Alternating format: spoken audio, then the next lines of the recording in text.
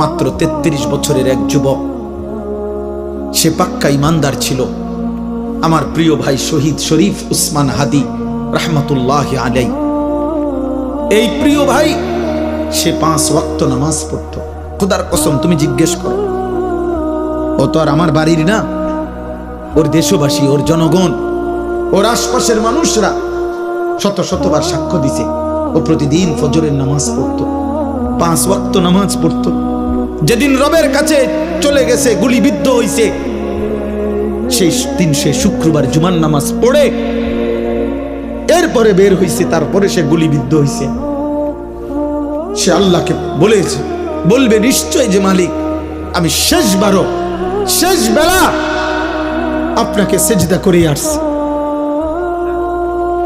কত লক্ষ কোটি হাফেজ, আলেম, মুফতি, মুহাদ্দিস, তালেব ইলম, পীর, বুজুর্গ, আউলিয়া, হাফেজে কোরআন, সাধারণ মানুষ, ঠেলাওয়ালা, রিক্সা, দিন মজুর, কুলিওয়ালা, ট্রাকওয়ালা, বুড়া মানুষ, জওয়ান মানুষ, বাচ্চা মানুষ, সব তার জন্য কাঁদছে। আব্বা বাংলাদেশের ইতিহাসের মানুষ আরেকবার মনে করতে পারছে না যে এত বড় জানাজা, এত মানুষের চোখের পানি এক যুবক।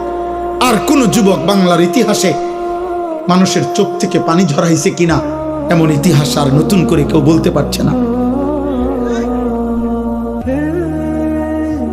এজন্য প্রিয় যুবক, মরিলে এমন মরাই মইর, বাঁচলে এমন বাঁচাই বাইচ।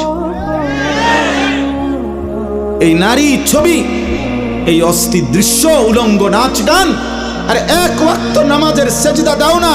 মনে রাখো আব্বা, পাপী আর নাফরমান মৃত্যু হলে এই পৃথিবীর মানুষ তো দূরে থাক, কোন জানোয়ারও স্মরণ করবে না।